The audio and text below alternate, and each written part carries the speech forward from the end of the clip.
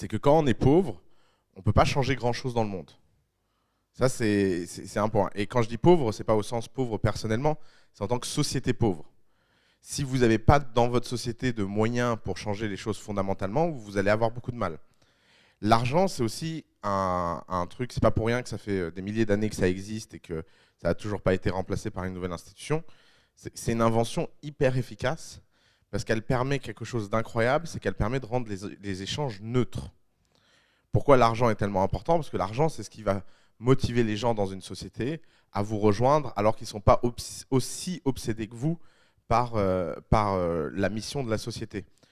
Prenons un exemple. Est-ce que vous pensez que tous les gens qui travaillent chez Facebook, c'est-à-dire je sais pas combien ils sont, les 5 ou 6 000 employés de Facebook, partagent la même passion pour la mission que Mark Zuckerberg? Ça serait très étonnant que ce soit le cas. Mais à la fin de la journée, il y en a quand même beaucoup qui sont là parce que Facebook a produit le plus grand nombre de millionnaires de l'histoire de l'humanité. Et il y a beaucoup de gens qui ont accepté des baisses de salaire substantielles pour rejoindre Facebook parce que Facebook avait une valeur objective et était en croissance telle que de toute façon les mecs se disaient bien qu'ils allaient retourner dans leurs frais avec l'introduction en bourse. D'ailleurs, après l'introduction en bourse, il y a 20% des employés de Facebook qui sont partis. C'est pour dire à quel point les types étaient passionnés par la mission de Facebook. Est-ce que ça veut dire que vous devez embaucher des gens qui sont qu'intéressés par l'argent? Évidemment pas, ce n'est pas le sujet. Mais le sujet, c'est qu'à un moment, c'est quand même extrêmement naïf et puéril de ne pas se rendre compte que les gens ont besoin d'argent et que c'est un élément fondamental de la vie de toute entreprise. Quelques petites statistiques, juste pour vous donner un ordre de grandeur. Qui dans cette pièce pense qu'il y a plus de 10 000 milliardaires sur Terre? Non mais je vous ai aidé, je voulais pas que vous... J'aurais pas dû le faire dans ce sens-là. Bon, il y a 1645 milliardaires dans le monde. C'est-à-dire qu'il y a 1645 personnes dans le monde qui ont plus d'1 milliard de dollars de patrimoine.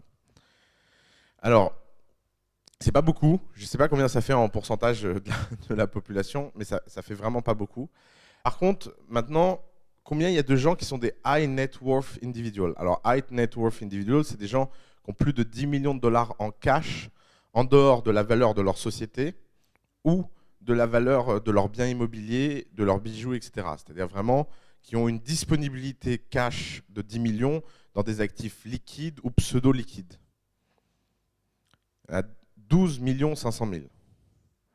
Combien il y a de gens qui sont millionnaires dans le monde? C'est-à-dire qui ont plus d'1 million de dollars en cash sur leur compte en banque, en dehors de leur patrimoine immobilier ou de la valeur de leur société non liquide. Il y en a 29 700 000. Maintenant, un petit truc amusant. Quelle est la part d'entrepreneurs chez les millionnaires? Moins de 10%. Moins de 10% des millionnaires sont entrepreneurs. Quelle est la part des entrepreneurs chez les high net worth individuals? Plus de 50%. C'est-à-dire qu'il y en a quand même la moitié qui ont gagné leur argent dans une banque. Quelle est la part d'entrepreneurs chez les milliardaires? 80%. Maintenant, prenons les chiffres de l'année dernière. Combien il y avait l'année dernière de milliardaires dans le monde?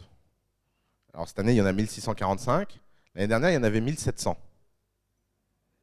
Ouais, ça a baissé. Combien il y avait de high net worth individuals l'année dernière dans le monde? Il y en avait 6,5 millions. 6,5 millions, 12,5 millions. Combien il y avait de millionnaires l'année dernière dans le monde? Il y en avait 20 millions. 20 millions, 29 millions. La catégorie sociale aujourd'hui dans le monde qui progresse le plus vite, c'est les high net worth individuals.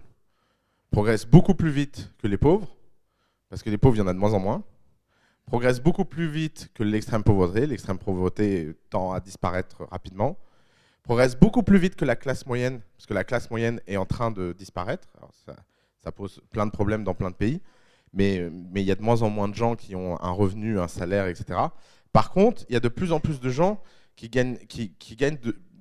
arrivent à bâtir une fortune. Et alors pourquoi? Parce qu'il n'y a jamais eu autant d'entrepreneurs.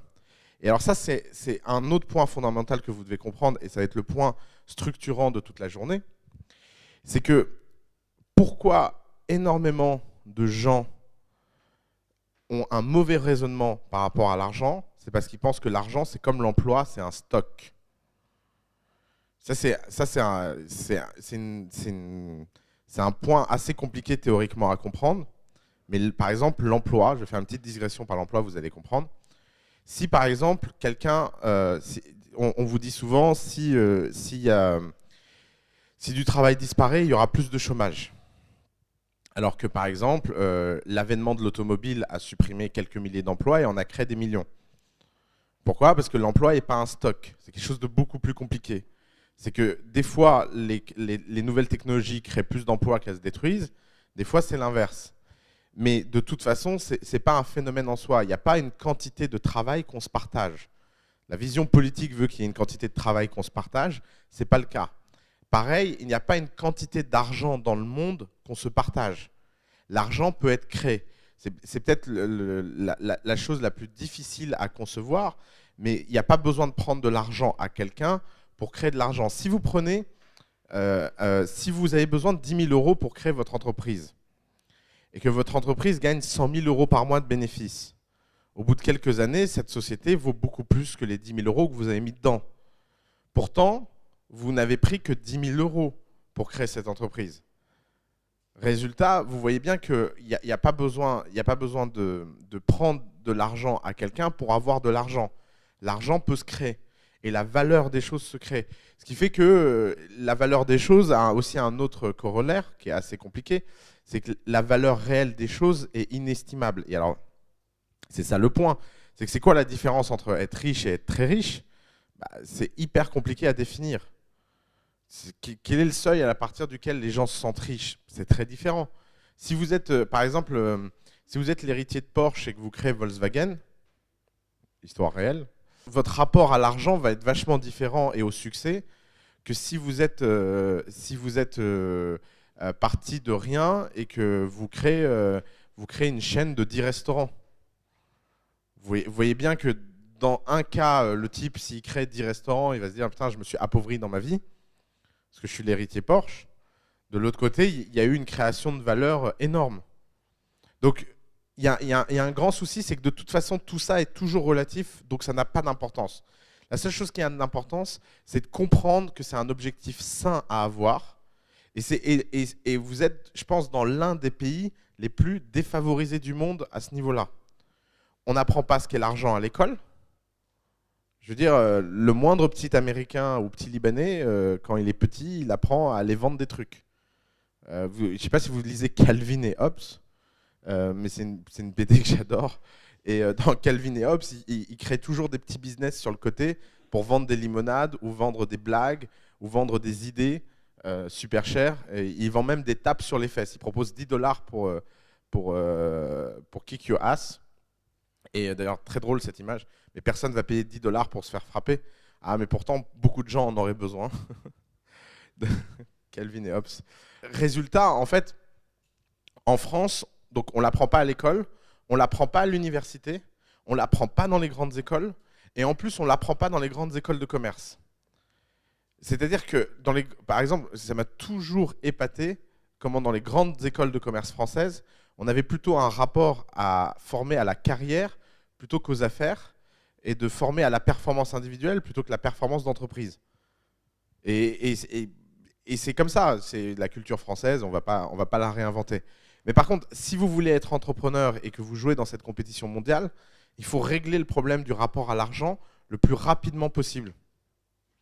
Alors, il y a un paradoxe contemporain que vous devez comprendre et qui explique pourquoi la plupart des conseils reçus par les entrepreneurs de la génération précédente n'ont aucune valeur.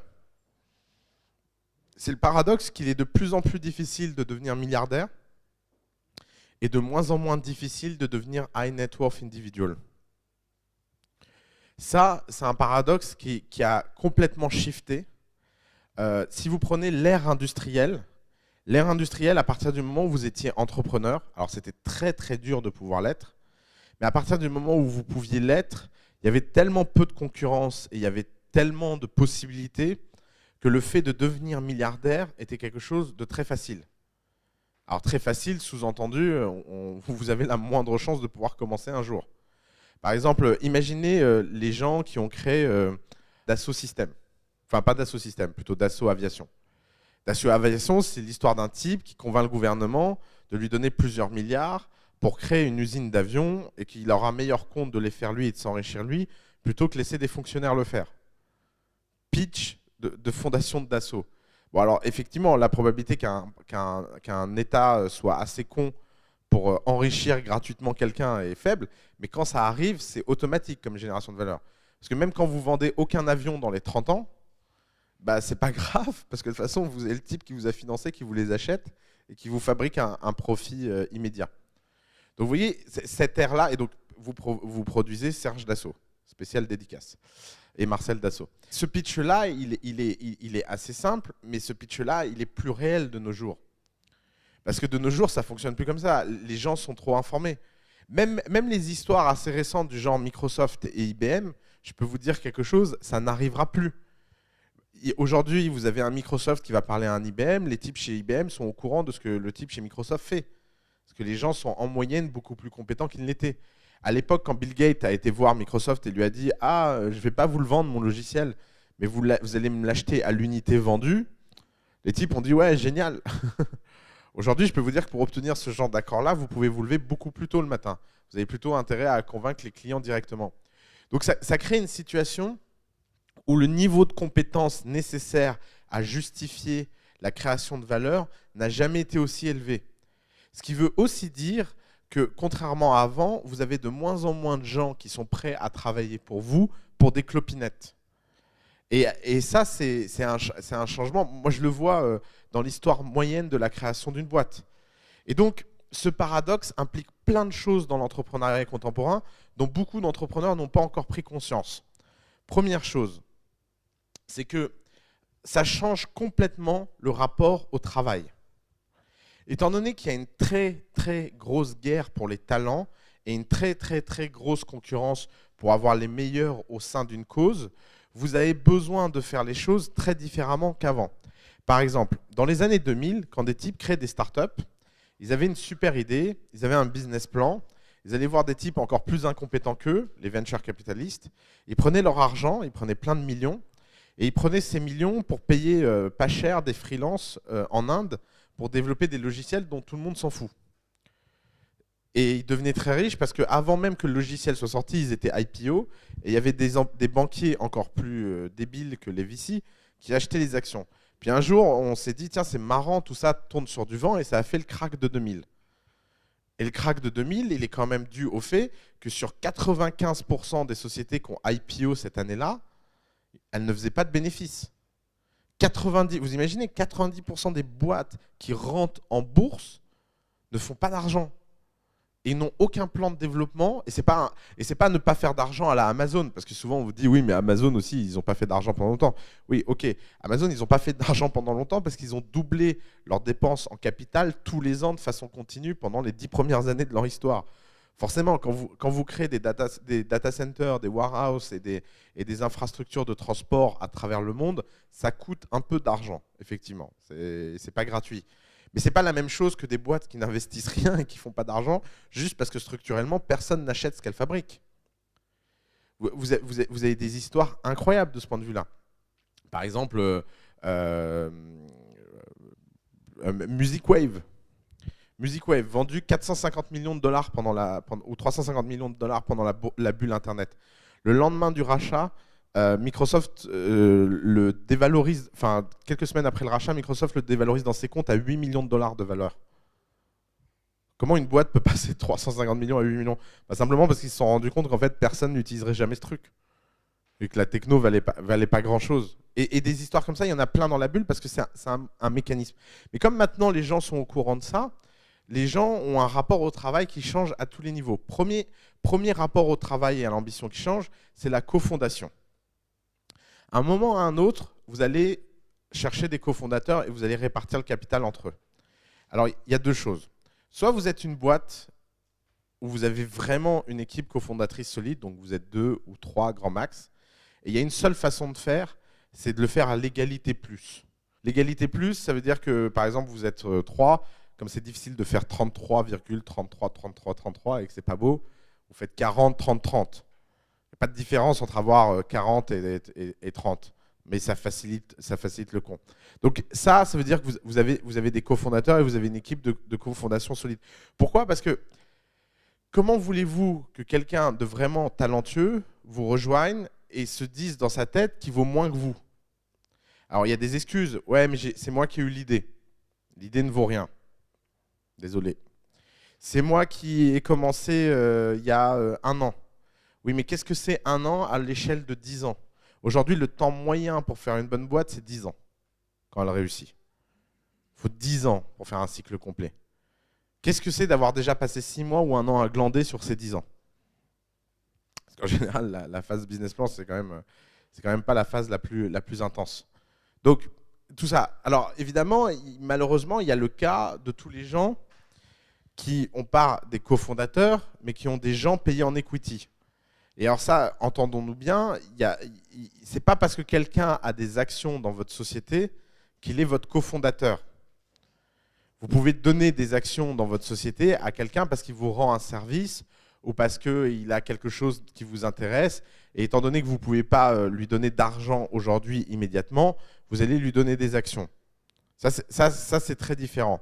Mais si vous avez quelqu'un qui prend le même niveau de risque que vous, aujourd'hui, notre tendance démocratique fait qu'on a du mal à accepter autre chose que l'égalité. Et d'ailleurs, entre nous, vous pouvez peut-être le convaincre de prendre moins que l'égalité. Ça, c'est une chose. Mais le problème, c'est penser au signal que vous allez envoyer à tous les autres dehors. Moi, par exemple, l'une des premières choses que je regarde dans les startups de The Family, c'est comment le capital est réparti. Pourquoi? Parce que quand vous regardez comment le capital est réparti, vous comprenez tout de suite la personnalité des gens. Sauf que si moi je fais ça, il y a beaucoup d'autres gens smart qui le font. Imaginez le jour où vous avez vraiment un employé qui sait ce qu'est une startup et qui veut vous rejoindre. Quelle est la première chose qu'il va demander? C'est comment le capital a été réparti entre les fondateurs. Et quand il va demander comment le capital est réparti par les fondateurs et qu'il va voir qu'il y en a un qui a 90 et les 4 autres, ils ont 10 en bataille, il va se dire, OK, on est face à un type qui ne s'est pas donné. Moi, je ne vais pas travailler pour un type comme ça. Et je pense que si j'étais employé, je n'irais pas travailler pour un type comme ça. Parce que de toute évidence, face à ses cofondateurs, il n'a pas été, pas été fair. Alors pourquoi il le serait dans le futur? Donc vous voyez comme quelque chose qui semble insignifiant et qui semble légitime si vous avez négocié, peut avoir des conséquences sur le très long terme. Et alors pourquoi en France, tout le monde vous dit « Ah, il ne faut jamais faire moitié-moitié » Mais parce que personne ne fait de start-up en France. En France, les gens font des business de service où vous avez des gens, en fait, ils font moitié-moitié parce qu'en fait, ils travaillent, mais ils ont quand même un salaire, ils ne prennent pas vraiment de risques, et puis ils attendent d'avoir suffisamment de contrats pour switcher de leur job. Résultat, aucun d'eux n'a jamais vécu la guerre, et puis ça finit toujours en engueulade, parce que finalement, il y en a toujours un qui a l'impression de travailler plus que l'autre. Mais c'est ça la différence entre une société de service et une start-up. C'est que dans une société de service, la valeur de la société, c'est le travail des gens. De ce point de vue-là, The Family, c'est une société de service. Aujourd'hui, si Alice, Nicolas partent, la société vaut 2 tiers de moins qu'aujourd'hui. Pour une raison très simple, c'est que c'est la somme du travail des gens qui sont dedans qui fabrique la valeur de ce qu'il y a dedans. S'il n'y a personne pour répondre au téléphone, bah, il n'y a pas grand-chose. Vous pouvez vous dire la marque, tout ça, mais c'est pas comme si c'était une marque qui avait 30 ans, qui était établie, et que quand vous disiez start-up, les gens pensent The Family. Ce n'est pas le cas. Mais par contre, dans une start-up, imaginez que vous enleviez Google et dans Google, Larry Page et Sergey Brin, parce que les deux meurent dans un avion. Est-ce que la valeur de Google va s'écrouler? À part la panique passée. Bah, à court terme, c'est peu probable. Pourquoi? Parce que la valeur de Google, c'est le bénéfice qui est généré journalièrement par AdWords, qui est automatisé à 95%. Vous voyez bien que ce monde où l'informatique a pris le dessus, où l'automatisation a pris le dessus, où le scale a pris le dessus, ça change quand même grandement le rapport à la valeur. Maintenant, est-ce que vous savez quelle était la répartition du capital entre Larry Page et Eric Schmidt, entre comment il s'appelle, Larry Page et Sergey Brin? Bah, c'était 50-50. Point. Parce qu'il n'y avait pas d'autre façon de faire.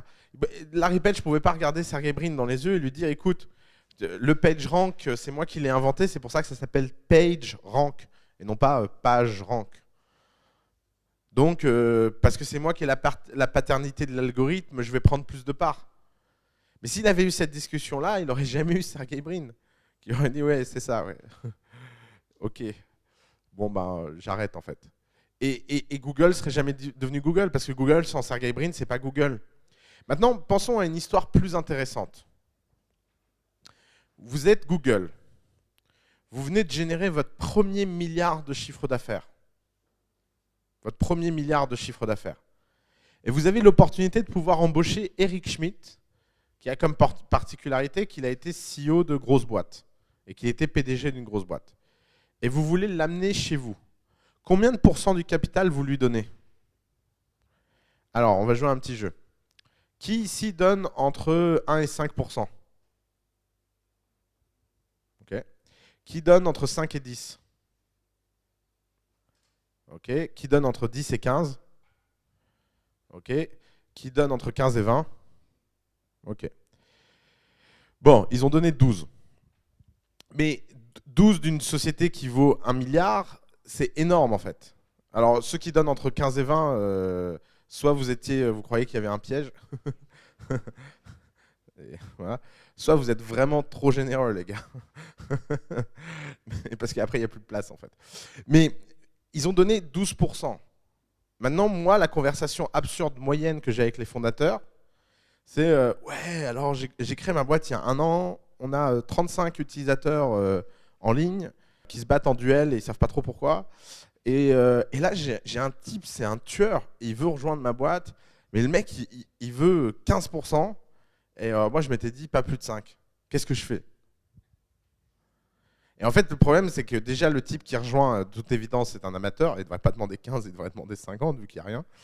Et que deuxième chose, c'est que ce que vous êtes en train de valoriser, c'est votre temps et votre effort. Mais si vous valorisez votre temps et votre effort, vous n'avez pas compris qu'est-ce qui fait la valeur d'une startup. Pourquoi on arrive à créer de la valeur et de la richesse dans une startup? C'est parce que la startup en soi, elle a une valeur qui est complètement décorrélée avec le travail. Si la valeur d'une startup est décorrélée avec le travail, vous ne pouvez jamais valoriser le travail comme un élément pour établir la moindre valeur. Que vous ayez travaillé 2 ans très dur, bah, c'est sympathique, c'est bien pour vous, mais ça ne compte pas. Ça compte absolument pas. La seule chose qui compte, c'est est-ce que votre startup a une valeur indépendante en soi ou pas. Donc si vous avez 1 million d'utilisateurs, effectivement, peut-être qu'il ne faut pas donner 50. Parce que peut-être que le type arrive un peu après la bataille. Mais si les choses n'ont pas vraiment démarré et que vous avez quelqu'un de très bon, vous avez quelque chose en votre faveur. Et alors ça, il y a un corollaire à ça, c'est que le rapport au travail implique aussi un rapport à l'achat. Et il y a quelque chose d'assez fondamental que vous devez comprendre, c'est que ce que vous payez, vous l'achetez, et quand vous l'achetez, vous le possédez. Si vous avez obtenu la moindre forme de discount, si vous avez obtenu la moindre forme d'avantage par rapport au prix de marché, ça veut dire que c'est vous qui êtes en position de faiblesse. Ça veut dire que c'est vous qui devez quelque chose. Et s'il y a une obsession que vous devriez avoir, c'est de ne jamais devoir rien à personne. Parce que c'est comme ça que vous allez pouvoir avancer d'étape en votre faveur. Donc c'est pour ça que souvent les gens se disent mais je ne vais pas donner trop de parts parce que sinon il ne va pas m'en rester. Alors qu'en fait, en donnant beaucoup de parts, vous vous mettez en position de pouvoir vraiment exiger des gens le meilleur. Et que s'ils n'en sont pas à la hauteur, vous pourrez toujours revenir en arrière. Donc le rapport au travail, il est valable dans la cofondation, il est aussi valable dans les salaires. Une start-up devrait toujours payer ses employés au-dessus du prix de marché. C'est un luxe, et alors ça c'est aussi contre-intuitif. C'est un luxe de grande boîte réussie de pouvoir payer le prix de marché ou en dessous du prix de marché. Une start-up devrait toujours payer ses employés au-dessus du prix de marché parce que c'est la seule chose qui peut faire valoir à un employé de prendre un risque pareil. Vous vous rendez compte ce que c'est et je ne vous parle pas d'un employé lambda, mais je vous parle pour un employé qui a une vraie carrière et qui est en progression et qui a énormément de futur devant lui, devant la société. Qu'est-ce qu'il peut faire qui va switcher d'une société à l'autre? Bah, évidemment qu'à un moment, le salaire qui lui est offert est important. Si vous vous dites, est-ce que ça veut dire que les gens... est-ce que ça veut dire qu'il ne faut pas faire attention à vérifier que le type est motivé par autre chose que le salaire? Évidemment. Toute chose égale par ailleurs, le salaire est l'élément le moins important. C'est pour ça que vous ne devez pas établir votre sélection sur le salaire. Récemment, une de mes startups me dit « Ah ouais, j'ai embauché un type à tel prix, je vais devoir le virer. » Je dis « Ah bon, pourquoi ?» Il me dit bah, « Parce que c'était le seul qui avait accepté en dessous du prix de marché. Mais en fait, il ne délivre pas. » Bah oui, mais l'indice était là. Pourquoi quelqu'un de rationnel accepterait en dessous du prix de marché? Parce que la mission est extraordinaire? Parce que le projet est intéressant? Mais vous imaginez le nombre de projets intéressants qu'il y a dehors? Faut avoir un minimum de modestie. Même si ce que vous faites est sympathique, même si ce que vous faites est incroyable, vous ne pouvez pas vous dire que c'est la seule chose qui a une mission à travers le monde. Il y a plein d'autres entreprises qui ont une mission. Donc la lutte, malheureusement, ne se fait pas là-dessus, elle se fait sur quelque chose d'aussi bête que combien je paye. Et entre prendre deux types mal payés ou un seul très bien payé, je peux vous dire que dans une startup, et vu le boulot type dont vous avez besoin, c'est-à-dire designer, développeur, commercial, vous avez intérêt de prendre les gens qui délivrent le mieux et qui sont chers.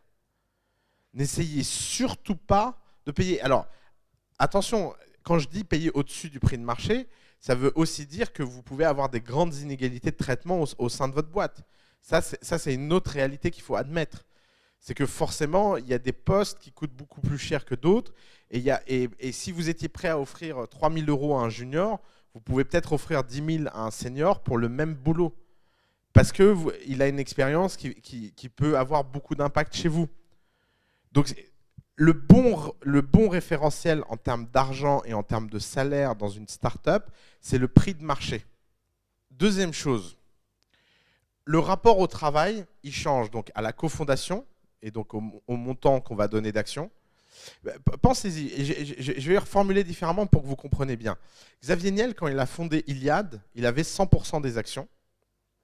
Et le type qui a fait son intro en bourse, Lombardini, il a touché quelque chose de l'ordre de 100 ou 120 millions d'euros.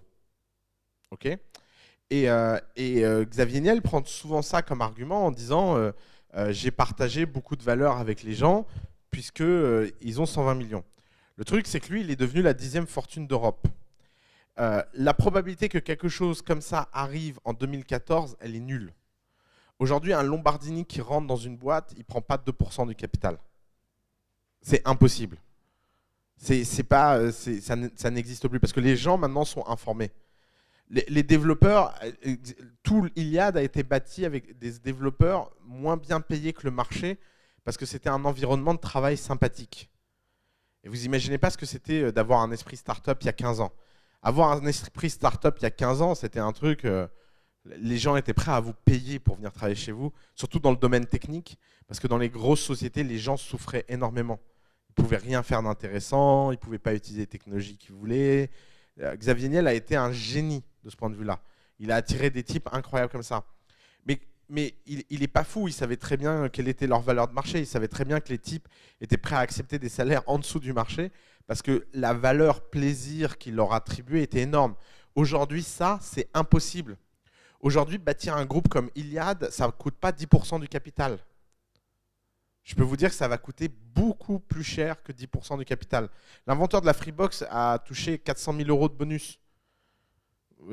Aujourd'hui, dans une société comme Facebook, Apple, Amazon, l'inventeur de la Freebox, 400 000 €, il peut toucher ça par mois s'il invente un truc comme la Freebox ou l'équivalent. Donc la compétition pour les talents et la compétition pour les salaires est devenue dingue. Donc aujourd'hui, faire une société, ça coûte beaucoup plus cher. Et à tous les niveaux, et à tous les stades, et à tous les moments de la vie d'une entreprise. L'autre chose, rationnellement, que vous pouvez voir, c'est que non seulement le rapport à l'ambition, et si vous voulez faire quelque chose qui vous rapporte beaucoup d'argent, implique de bien payer les gens autour de vous pour pouvoir exiger le meilleur, mais ça implique aussi un autre problème fondamental, qui est celui du rapport entre, je ne sais pas comment dire en français, mais de l'équilibre entre le travail et le plaisir, work-life balance. Il y a un gros problème dans les startups, et de ce point de vue-là, les sociétés de services sont des paradis à côté des startups. C'est que la bonne façon de voir ce qu'est une startup, c'est de se dire que c'est une accélération dans la vie de l'argent que vous allez gagner. Donc, imaginons que vous valiez 5 000 € par mois, au hasard. C'est-à-dire que vous valez 60 000 € tous les ans pour votre travail, pour 35 heures de travail. Ça veut dire que vous valez 600 000 € tous les 10 ans. Et ça veut dire que sur une carrière de 30 ans, vous valez 1 800 000 €. D'ailleurs, c'est comme ça que j'essaie d'obtenir des découvertes avec mon banquier, c'est en lui expliquant ça. C'est qu'étant donné mes revenus futurs, il devrait me donner de l'argent maintenant. Parce que ça ne sert à rien d'attendre après. Mais ça ne marche pas. À chaque fois, il me regarde avec des yeux terribles. Bon. Donc vous voyez cette courbe. Après, vous mettez la courbe au niveau que vous voulez. Vous pouvez la mettre à 2 000 par mois, vous la mettez à 10 000 par mois, vous la mettez à 20 000 par mois, j'en sais rien, je ne sais pas ce que vous faites dans la vie. Mais en fonction de votre position, vous avez cette courbe.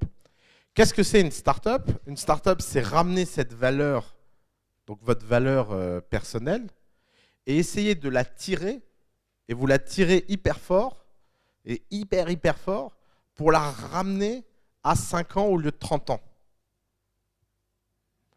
Et donc, au lieu d'attendre 30 ans pour avoir 1,8 million, vous mettez 5 ans. Mais ce n'est pas gratuit, en fait. Parce que vous voyez, cet effort pour tirer, ça implique que la quantité de travail que vous allez fournir, parce qu'il y a une loi de conservation de l'énergie, c'est que la quantité de travail que vous allez devoir fournir au moment où vous tirez cette courbe est forcément insane, est forcément complètement dingue. Il n'y a pas de façon de faire des startups autrement qu'en travaillant énormément. Et c'est pour ça que d'ailleurs, beaucoup d'entrepreneurs bousillent leur santé, beaucoup d'entrepreneurs bousillent leur vie, beaucoup d'entrepreneurs perdent leurs amis, parce que forcément, il y a un coût énorme. Et ce coût, il faut être prêt à le payer. Ne soyez pas débiles là-dessus. Encore une fois, le rapport au bonheur est un rapport qui est transcendant au rapport à l'argent et celui... D'ailleurs, il y a une citation de Warren Buffett qui me fait mourir de rire. Warren Buffett, il dit « J'ai rencontré tous les milliardaires du monde et j'ai compris quelque chose. C'est qu'en fait, il ne faut pas être milliardaire pour être un connard, il suffit juste d'être un connard. » Sous-entendu, jamais l'argent ne vous changera. Si vous étiez un connard, vous êtes juste un connard avec des milliards. Si vous étiez sympa, vous êtes juste sympa avec des milliards. Mais l'argent n'a pas d'influence sur votre bien-être. C'est connu qu'une fois que vous avez de quoi vivre, de quoi manger, un toit et un peu de liberté, ça tient plus à des choses très différentes. Vous pouvez avoir des milliards, si vous perdez vos enfants dans un accident, vous serez aussi triste que si vous n'en avez pas. L'argent n'est pas quelque chose qui protège ou qui permet le bonheur. Ça ne protège pas de la tristesse. Donc, rationnellement, le prix à payer et le prix que vous choisissez, c'est de se dire, est-ce que je suis prêt à prendre ce risque? Et en plus, vous avez un problème dans le problème, c'est qu'à partir du moment où vous l'avez pris une fois ce risque, et ça j'insiste beaucoup là-dessus, à partir du moment où vous l'avez pris une fois ce risque, vous devez le reprendre et le reprendre et le reprendre jusqu'à ce que ça marche, et avec le double, le quadruple et 8 fois plus d'intensité. Parce que sinon, la perte nette sèche est trop forte.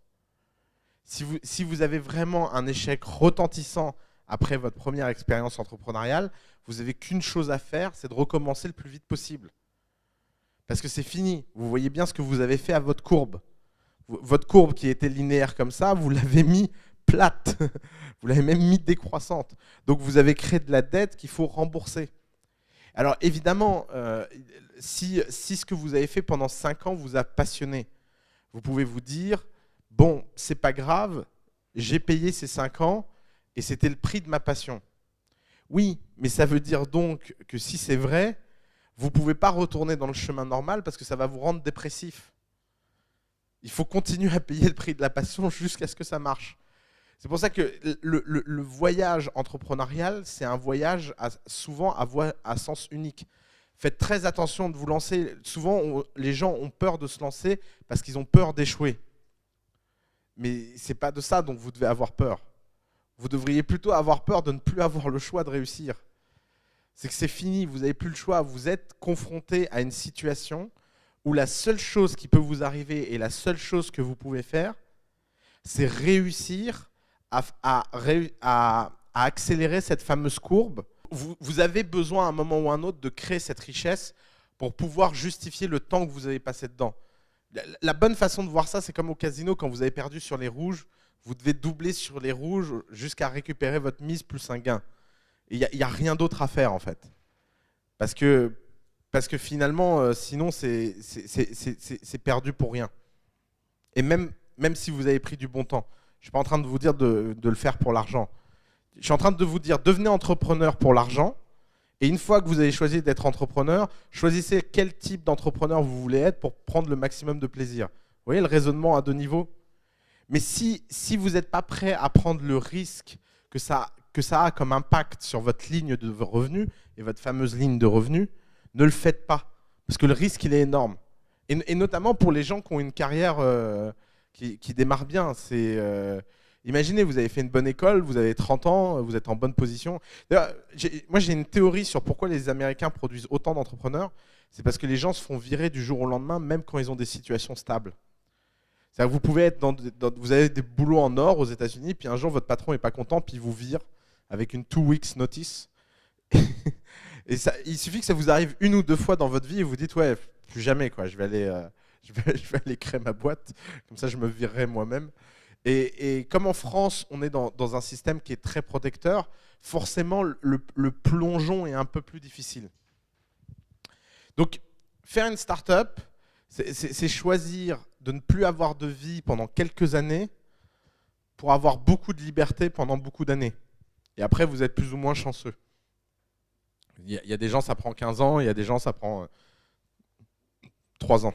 J'aimerais régler une question une fois pour toutes. C'est est-ce qu'il faut être chanceux pour devenir riche? Alors, il y a un gros problème, c'est que la représentation de la richesse et la représentation de la valeur à laquelle vous pouvez être confronté, à moins d'avoir des amis riches, c'est d'être confronté à celle que vous lisez dans la presse. Or, il y a un grand problème, c'est qu'il y a un biais journalistique à propos de la fortune. C'est que le type de fortune dont vous entendez parler dans la presse est le type de fortune qui a un intérêt à être raconté. Donc, c'est le type de fortune qui, en fait, est le plus lié et corrélé à la loterie.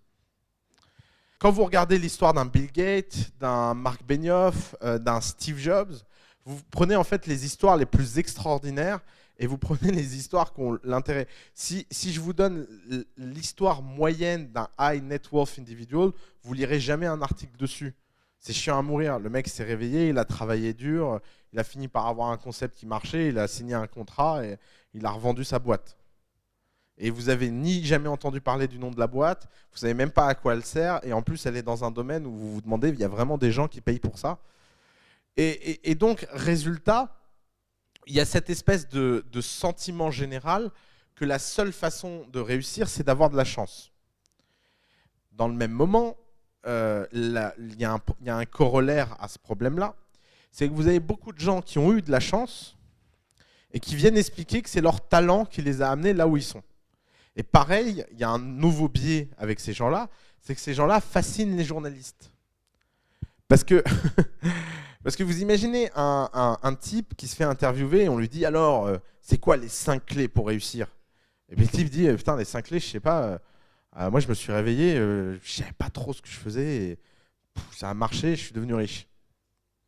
Là, vous vous dites, putain, merde. Ça n'a aucun intérêt journalistique. Résultat, les journalistes sont attirés comme des lucioles par les types les plus insupportables. Parce que qui sont les types qui viennent partager leur histoire de façon grandiloquente et à longueur de journée avec tout le monde? C'est les types qui ont envie de le faire, en fait. Et les types qui ont envie de le faire sont rarement les gens les plus intéressants. On a eu jeudi dernier à dîner Fanny de chez My Little Paris. Elle m'expliquait qu'elle fuit comme la peste les journalistes, alors que je pense que dans le genre histoire invraisemblable, incroyable, fantastique et incroyablement talentueuse, et avec finalement pas beaucoup de chance, c'est My Little Paris. Mais le problème, c'est que My Little Paris, elle n'est pas là à se pavaner en expliquant ce qu'elle a fait, etc. Ça l'intéresse pas, en plus elle est plutôt mal à l'aise, elle a pas trop de talent à ça, c'est autre chose. Donc vous comprenez bien que toute cette question sur la chance est en fait hyper biaisée, ce qui montre en fait qu'il y a une petite discrétion philosophique. Les philosophes, ils ont résolu cette question en faisant la distinction entre le déterminisme et l'indéterminisme. Est-ce qu'il y a des causes qui mènent à une conséquence ? Et moi, philosophiquement, j'ai tendance à penser que l'indéterminisme est une explication beaucoup plus rationnelle de l'état de l'univers que le déterminisme. Ce qui veut dire que ce n'est pas un problème d'avoir de la chance ou de gagner à la loterie. Puisque gagner à la loterie ou avoir de la chance, c'est quelque chose de contingent. Ce n'est pas quelque chose que vous devez chercher. Ce que vous devez chercher et ce que vous devez faire, c'est les choses sur lesquelles vous pouvez avoir des actions, c'est les choses sur lesquelles vous pouvez avoir de l'impact, c'est les choses qui produisent de la valeur. Travailler, rencontrer des gens, faire des boîtes, avoir des idées, bien respecter ses employés, être honnête, etc. Le reste, si ça vient, c'est la cerise sur le gâteau, c'est pas le gâteau. Vous pensez vraiment qu'un chef pâtissier se dit travaille pendant des heures juste pour mettre la cerise ? Non, c'est sympa s'il y a la cerise, mais s'il n'y a pas la cerise, vous en rendrez même pas compte. Alors que la cerise est très importante pour que le gâteau soit vraiment merveilleux. Comprenez bien la différence entre richesse, wealth, je vais dire wealth, désolé, entre wealth et l'argent. Wealth and money. Créer de la valeur et créer du wealth, c'est pas simplement avoir de l'argent, parce que l'argent a un problème, c'est que l'argent est soumis à quelque chose qui s'appelle l'inflation. Si vous avez $1 million sur votre compte, vous avez de l'argent. Si vous avez des actions qui valent aujourd'hui $1 million, vous avez du wealth. Pourquoi ? Parce que normalement, la valeur de ces actions doit aller plus vite que l'inflation. Vous savez tous ce qu'est l'inflation ? Bon, alors, au cas où, l'inflation, c'est la hausse généralisée des prix. C'est le fait que, souvenez-vous, quand vous étiez petit, quand vous aviez 100 francs dans la poche, c'était le bout du monde. C'était un truc incroyable. Vous pouviez acheter des bonbons pendant 10 ans. J'avais fait vous avez ce genre d'image. Aujourd'hui, quand vous donnez 15 € à un gosse, il se dit, mais il se fout de ma gueule, quoi. Pourtant, 15 € égale 100 francs. Qu'est-ce qui s'est passé entre-temps ? Il s'est passé l'inflation. Il s'est passé que l'indice des prix doit augmenter parce que les biens rares étant un stock, vous avez besoin de dire que quelque chose coûte de plus en plus cher pour que les gens continuent à pouvoir se distinguer. Je vais vous l'expliquer différemment. Imaginons que le monde vient de disparaître et qu'il n'y a plus que nous dans cette pièce et la mallette de billets qui est dans l'armoire là-bas. J'adore comment les gens regardent. Donc cette mallette de billets, comme je suis un mec sympa, je vais la partager à égalité entre vous tous. Et puis dans cette mallette de billets, il y a $10 millions. Donc je vais tous vous donner une somme et je vais compter les billets. On a toujours $10 millions au cas où il y a une fin du monde. Et sauf que j'ai oublié un problème de base, c'est que la seule réserve de nourriture qui reste, elle est dans le frigo en bas. Et puis il y a un type qui s'est mis devant et qui la garde et qui dit je la vends. Le problème, c'est que comme vous avez tous la même somme d'argent et que le monde dehors a disparu, d'un seul coup la valeur de cet argent vient de disparaître. Parce qu'étant donné qu'il y a juste un repas, comment vous allez faire pour vous distinguer alors que vous avez tous la même somme d'argent ? Tout simplement, les prix vont monter. Et alors, vous allez vous entretuer, ça va pas être beau. Je peux vous le dire, ça va pas être beau. Mais c'est ça, en fait, l'inflation. L'inflation, c'est la même chose, version société civilisée. Et version, finalement, les biens rares ne croient pas si vite que ça. Si les prix du logement à Paris augmentent, c'est parce qu'il n'y a pas suffisamment de logements pour loger tous les gens qui gagnent bien leur vie. Donc ça coûte de plus en plus cher d'être dans un appart pourri. Aujourd'hui, les gens sont fascinés d'avoir des 3 pièces de 80 mètres carrés. Je pense qu'il y a 100 ans, les mecs étaient morts de rire, quoi. D'ailleurs, regardez la sociologie des quartiers. La sociologie des quartiers explique le type d'immeuble que vous trouvez dedans. Pourquoi il y a énormément de studios dans le 6e arrondissement ? Parce que le 6e arrondissement était un quartier populaire. Aujourd'hui, avoir un 60 mètres carrés dans le 6e arrondissement, il faut s'appeler Scarlett Johansson. Et elle est super fière de son 60 mètres carrés dans le 5e arrondissement. Il y a encore une époque, les mecs qui avaient 300 mètres carrés dans le 16e se disaient mais ils sont débiles ou ils sont débiles ces mecs. Pourquoi ils vont dans un quartier populaire? Pourquoi? Parce que tout simplement le fait que le nombre de biens est un stock qui augmente beaucoup moins vite que le nombre de gens qui peuvent s'offrir un bien, bah, ça rebat les cartes de ce qui a de la valeur et de ce qui n'a pas de la valeur. Donc il faut que vous compreniez que la valeur des choses, c'est pas quelque chose c'est pas un stock. Donc avoir de l'argent, c'est autre chose. Donc imaginez que vous avez un travail où vous êtes vachement bien payé. Vous gagnez 100 000 euros par mois. Vous avez beaucoup d'argent, mais vous n'avez pas de wealth. Parce qu'il y a une différence entre avoir beaucoup d'argent et avoir de wealth. C'est qu'avoir du wealth, c'est qu'à un moment donné, vous avez une valeur intrinsèque qui vaut plus que tout ce dont vous pourrez jamais avoir besoin. Si vous gagnez vachement bien votre vie, si vous arrêtez de gagner votre vie, vous vous appauvrissez. Tandis que si vous faites une boîte qui vaut tellement que quand vous la vendez, vous pouvez vivre 20 vies dedans et vos petits-enfants une dizaine de vies dedans, bah d'un seul coup, c'est du wealth parce que le montant de l'argent a dépassé la valeur et le rendement du capital que l'argent peut avoir. Je vais vous donner un exemple tout bête. D'ailleurs, ce montant-là change. Avoir 10 millions de dollars dans les années 90, ça vous plaçait dans le top 1%. Aujourd'hui, avoir 10 millions de dollars, ça vous place dans le top 4 ou 3%. Pareil, regardez les différences entre pays de qu'est-ce que ça veut dire être dans le 1% le plus riche. Aux États-Unis, pour être dans le 1% le plus riche, il faut gagner plus de 600 000 euros par an. En France, pour être dans le 1% le plus riche, il faut gagner plus de 100 000 euros par an, par personne, pas par foyer. Pareil aux États-Unis. Vous voyez bien qu'il y a une différence énorme.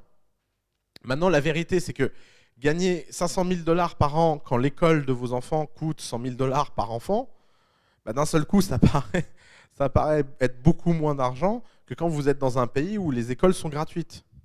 Donc à la fin, il y a des sortes d'équilibres macro et micro qui se mettent en place et qui font que le rapport à l'argent est une question extrêmement compliquée. Mais il y a quelque chose qui détruit tout ça, c'est la création de wealth. Parce que si vous arrivez à bâtir une société qui a beaucoup de valeur, bah d'un seul coup, tout ça en fait ne compte plus parce que vous n'êtes plus dans cette règle commune. Alors, surtout, ne raisonnez jamais en valeur relative, mais raisonnez toujours en valeur absolue. Et ça c'est un autre point qui est très compliqué à comprendre. Par exemple, si vous me posez la question de combien de pourcents j'ai dans The Family, j'en sais rien. Et ça, je ne vous imaginez pas à quel point c'est dur pour un fondateur de ne pas penser comme ça. Un fondateur, il crée une boîte, il se dit, voilà, j'ai 50% d'une boîte, et donc à chaque fois qu'il va donner des parts, il va le vivre comme un échec. Sauf que moi, ce que je me dis, c'est que j'ai un nombre d'actions, que ce nombre d'actions, je les ai payées 0,0001 centime, et qu'aujourd'hui, les gens qui ont investi dans le dernier tour de table, ils les ont payés 5 euros. Et que donc, j'ai fait fois 100 000, fois 500 000. Faire fois 500 000, c'est quelque chose qui vous met de bonne humeur. Le truc, c'est que, par contre, mon pourcentage, lui, s'est écroulé. Mais c'est pas grave parce que je raisonne pas en relatif, je raisonne en absolu. Je raisonne en nombre d'actions. Je vous invite une fois pour toutes à comprendre ça. Toutes ces histoires d'ego de j'ai combien de pourcents de ma boîte ne veulent strictement rien dire. De toute façon, la seule chose qui compte, c'est combien vaut votre boîte. Si vous vendez 30% de votre boîte pour faire rentrer un investisseur, ça ne veut rien dire. Ce qui compte, c'est combien d'argent il met pour acheter ces 30%. Mais maintenant, si quelqu'un vous propose de mettre 100 millions pour 40% et quelqu'un vous propose de mettre 2 millions pour 30, vous n'allez pas me dire que vous n'allez pas accepter les 100 millions pour 40. Pourtant, si je prends la discussion moyenne entre entrepreneurs, c'est « oulala, je ne veux pas me diluer ». Et pourquoi « oulala, je ne veux pas me diluer » C'est parce que collectivement, ils ont un rapport qui n'est pas un rapport à l'argent, c'est un rapport à l'ego. C'est combien de pourcents de ma boîte j'ai. Mais combien de pourcents de ma boîte j'ai ne compte pas. Alors évidemment, plus la boîte vaut, moins vous donnez de pourcents. Il y a une sorte de mécanique inverse. Parce qu'évidemment, c'est une conséquence logique que vous avez beaucoup de pourcents quand votre boîte vaut beaucoup. Mais ce que je veux dire, c'est que ce n'est pas du tout ce qu'il faut regarder, ce n'est pas ce qu'il faut optimiser. Et donc, simplement l'ignorer, ce n'est pas une mauvaise chose. Et c'est valable pour tout. Ne regardez pas combien un commercial vous coûte, regardez combien il vous rapporte. Et d'ailleurs, beaucoup de sociétés meurent sous des logiques administratives débiles. Prenons une anecdote. Je suis dans le conseil d'administration d'une boîte qui a un commercial star. Ok ? Cette boîte, au début, a fait un truc bête. Elle a dit les commerciaux, quand vous me ramenez un contrat, je vous donne 20% de commission. Ok ? Et puis, le commercial moyen est payé 200 000 € par an. Et puis, il y a un commercial un peu star dans la boîte qui gagne 4 à 6 millions par an. Conseil d'administration, le directeur financier, j'adore les directeurs financiers. En général, si vous voulez planter une boîte, donnez le pouvoir au directeur financier. C'est assez systématique. Donc le mec fait un tableau, il met le salaire de tous les commerciaux, et puis il y a 2 millions, il y a la ligne 2 millions. Et le type dit, ouais, normalement on plafonne le salaire des commerciaux, c'est la market practice. C'est comme ça. Les commerciaux, normalement, n'ont pas un revenu illimité. Lui, parce que vous ne saviez pas ce que vous faisiez, vous étiez une bande d'amateurs au début, il n'a pas de plafond. Résultat, vous imaginez, il nous coûte plusieurs millions par an. Alors moi, contre-argument, oui, enfin bon, il nous coûte plusieurs millions par an, mais il nous rapporte beaucoup. Ouais, mais bon, de toute façon, il rapporte 20 fois plus que les autres au passage. Ouais, mais en fait, si on le remplace par des gens qui nous coûtent moins, et que maintenant on plafonne les commissions des gens, on va pouvoir l'un dans l'autre le remplacer par 5 ou 6 personnes qui vont nous rapporter autant que lui, mais par contre, on va faire une économie d'1 million. Ah ouais, allez-y.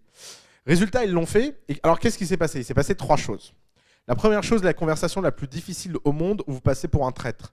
Après tout, vous avez un accord avec quelqu'un et sous prétexte maintenant que cet accord gagne bien, vous dites « Ah ouais, en fait, je regrette. » Bon. Si vous arrivez à passer au-delà de ça, alors moi déjà à ce moment-là, je me suis dit mon argent dans cette boîte est perdu, c'est fini, c'est pas grave. Si le type est capable de faire ce genre de truc, de toute façon, il fera n'importe quoi. Deuxième chose, le type qui reçoit la nouvelle, vous pensez vraiment que ça a été la fin du monde pour lui ? Non. Il dit ok, bah c'est pas grave, je vais dans une autre boîte.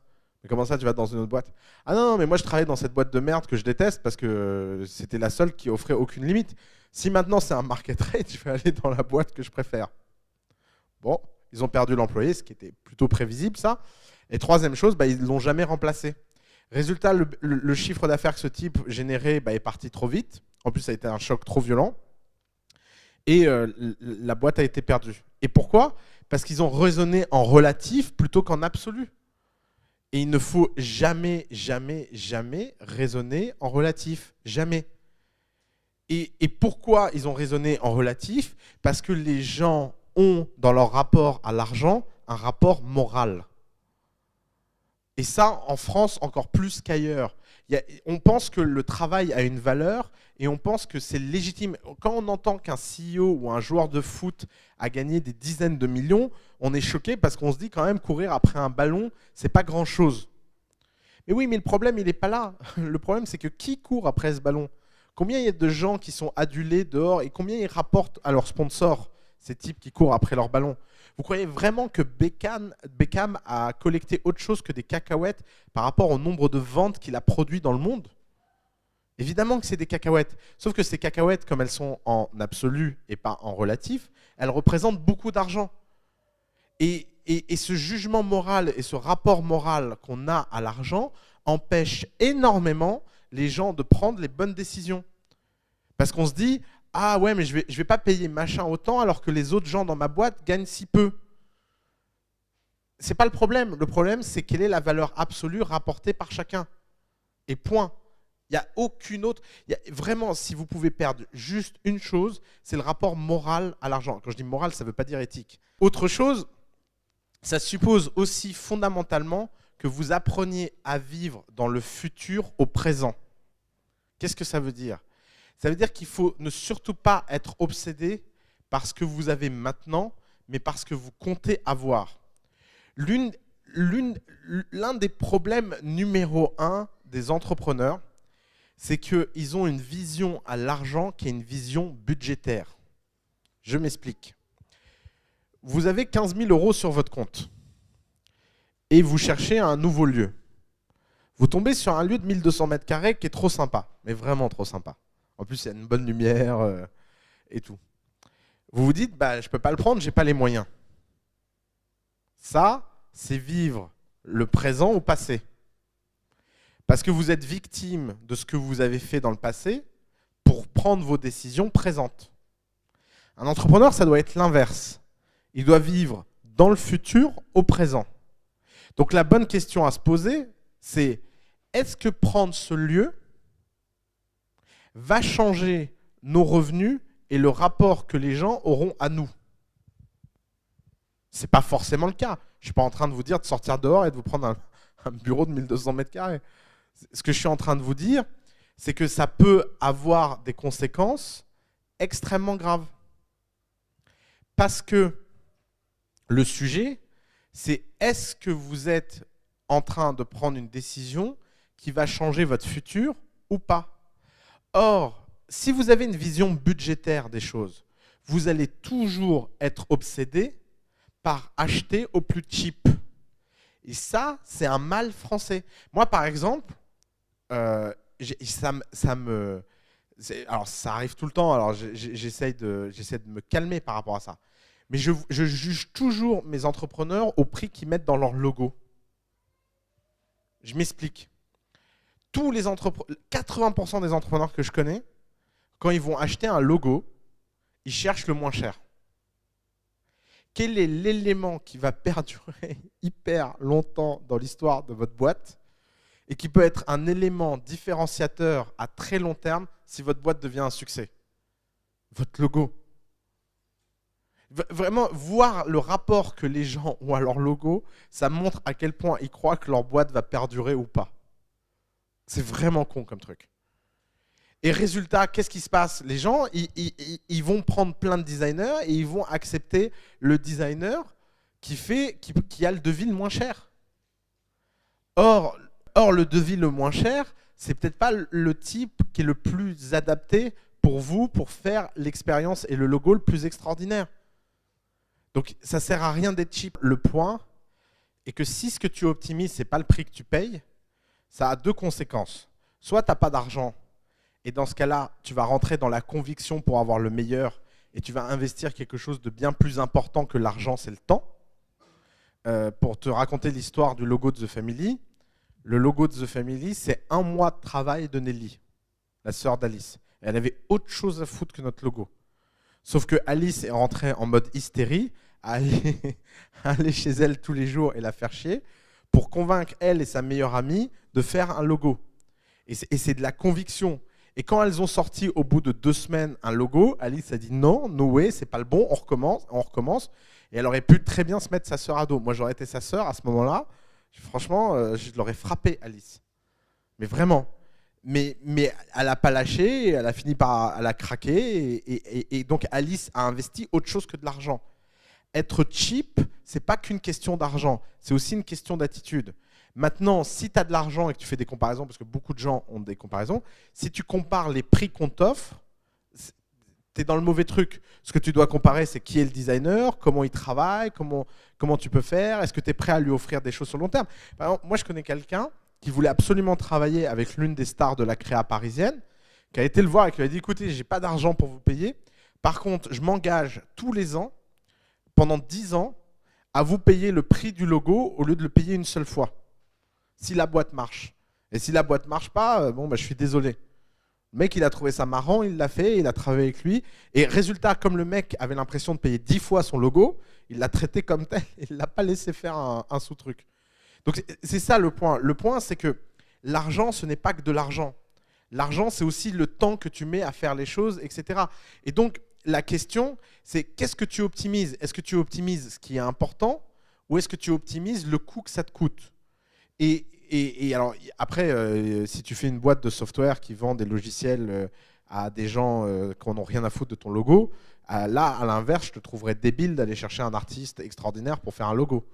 Je me dirais, mais qu'est-ce qu'il fout quoi? Ça n'a aucun sens, ça ne compte pas. Il ferait mieux de prendre un logo, acheter 20 $ et passer à l'étape d'après. Donc, la seule chose que je veux expliquer, c'est que n'optimisez pas le temps. Prenons un autre exemple, les avocats.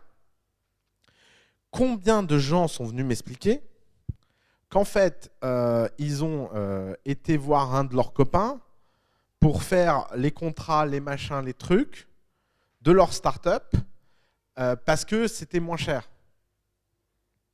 Ou parce que... Mais quand tu es entrepreneur, la seule chose dont tu devrais être obsédé, c'est d'avoir le type le plus compétent pour protéger juridiquement ta boîte, quel que soit le prix. Quel que soit le prix. Parce que, encore une fois, la chose à optimiser, c'est pas le prix. La chose à optimiser, c'est la valeur que vous créez. Alors, tout ça, en fait, tombe à un truc qui est la différence entre un raisonnement en flux et un raisonnement en stock. Si vous raisonnez en stock, vous êtes foutu en tant qu'entrepreneur. C'est fini. On ne peut plus rien pour vous. Parce que c'est quoi en stock une start-up? C'est une société en faillite. Forcément. Vous n'avez pas grand-chose, machin.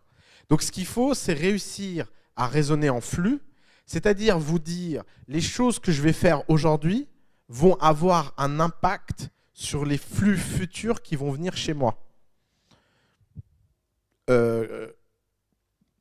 Cas classique, j'embauche quelqu'un ou je fais rentrer quelqu'un dans ma boîte. Mauvaise attitude, c'est de regarder combien il me coûte. Bonne attitude, c'est de regarder ce qui me rapporte, modulo ce que je peux me permettre. Mais si on peut se le permettre, vaut mieux embaucher quelqu'un d'extraordinaire plutôt que 2 personnes moyennes. Et c'est en fait toute la question, c'est à quel point vous êtes doué à faire ce genre de choix. Parce que le problème, c'est que vous pouvez faire des erreurs. Vous pouvez croire qu'en fait, c'est quelqu'un de vachement important, mais vous avez juste été leurré par son joli CV. Mais en fait, c'est quelqu'un qui ne fera jamais rien.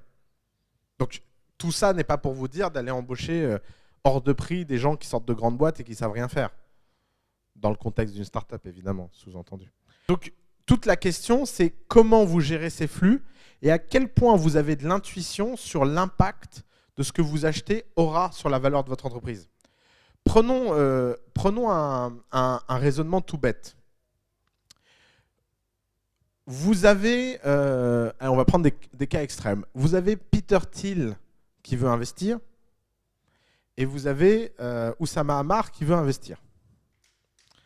Et Oussama Ammar vous propose 100 000 € pour 10%. Et Peter Thiel, il vous propose 1 € pour 10%. La valeur pré-investissement, donc en stock, que Oussama vous offre est bien plus élevée que la valeur que Peter Thiel vous offre. Puisqu'en clair, Peter Thiel vous dit votre boîte, elle vaut 10 balles. Et Oussama, il vous dit votre boîte, elle vaut 1 million. Maintenant, une fois que vous avez accepté l'argent, quelle est la valeur de la boîte? La valeur de la boîte dans laquelle Peter Thiel a mis 1 $, c'est un communiqué de presse dans à peu près toutes les rédactions du monde. C'est à peu près tous les gens qui respectent Peter Thiel qui maintenant vous respectent. C'est à peu près tous les contrats que vous voulez simplement avec l'argument Peter Thiel a mis 1 $ in us. Non, a mis un undisclosed amount. Et je continue. Résultat, vous voyez la différence entre le flux et le stock. D'un côté, le flux il est en votre faveur, mais le stock ne l'est pas. De l'autre, c'est le stock qui est en votre faveur, mais le flux ne l'est pas. Avoir Oussama Ammar dans votre capital a infiniment moins d'impact qu'avoir Peter Thiel. Maintenant, vous prenez l'échelle française. Vous avez Oussama Ammar qui vous propose de prendre 3% de votre boîte gratuitement. Et à côté de ça, il y a le comptable d'Épinay-sur-Forge qui vous propose de prendre 3% de votre boîte. À votre avis, mais qui met plein d'argent parce qu'il défiscalise son ISF. À votre avis, lequel des deux a le plus de valeur? Pour le coup, c'est Oussama Ammar. Donc vous voyez que c'est compliqué le rapport à l'argent. Parce que le rapport à l'argent, ça veut dire devenir un bon acheteur. Être un bon vendeur, c'est une chose. Mais être un bon acheteur, c'en est une autre. Être un bon acheteur, c'est savoir évaluer non pas la valeur en stock des choses et leur impact en stock, mais savoir l'évaluer en flux. Et malheureusement, les cas où vous avez le choix entre Peter Thiel et Oussama Ammar sont hyper rares. En général, ce n'est pas ça les choix. Mais pourtant, c'est des choix qui peuvent avoir de l'impact sur le très très très très long terme. Et en fait, c'est le problème quand vous avez une différence entre ce qu'on appelle la valeur liquide et la valeur virtuelle. Faire une start-up, c'est développer une valeur virtuelle dans l'espoir qu'elle devienne liquide un jour. Mais la valeur liquide des choses est bien plus incertaine que la valeur virtuelle. Alors vous avez plusieurs cas. Prenons le cas à laquelle vous rêvez tous. Vous avez une valeur virtuelle qui est bien inférieure à votre valeur liquide. Alors un exemple tout bête, WhatsApp. Quelle était la valeur virtuelle de WhatsApp? 150 millions de dollars. L'investisseur ayant mis de l'argent à WhatsApp un an avant le rachat de Facebook, il a mis 5 millions de dollars à 150 millions de dollars de valo. Quelle est la valeur liquide de WhatsApp? 19 milliards. Boum. Qu'est-ce qui s'est passé entre les deux? Entre les deux, il y a un élément contingent qui est arrivé, c'est que Snapchat a refusé d'être acheté. Et deuxième élément contingent dans la contingence, c'est que Snapchat a refusé d'être acheté, et en plus, il y a Google qui s'est dit « Tiens, je rachèterais bien WhatsApp en même temps que Facebook pour faire chier Facebook ». Donc boum, boum, boum, boum, vous passez de 150 millions à 1 milliard, d'1 milliard à 2 milliards, de 2 milliards à 19 milliards, et tout ça se fait en un week-end. Maintenant, imaginons que les types de WhatsApp avaient une stratégie, ce gros mot. Est-ce que vous pensez vraiment qu'ils peuvent se mettre à une table et se dire « Ouais, ma stratégie, c'est d'être vendu 19 milliards à Facebook, appelons Zuckerberg ». Pas du tout. Maintenant, imaginons qu'ils avaient une stratégie, c'était de se dire « Ah, surtout, on ne se vend pas ». Donc Zuckerberg appelle et dit « Ouais, j'aimerais discuter avec vous ». Et les mecs disent « Ah non, on ne discute pas, on ne veut pas vendre notre boîte ». Résultat, l'enchaînement d'événements n'aurait jamais eu lieu, simplement parce qu'il y aurait eu un refus trop court et trop tôt. Pourquoi? Parce que dans ce cas-là, ils auraient vu leur valeur, ils auraient vu leur valeur virtuelle et pas leur valeur liquidative.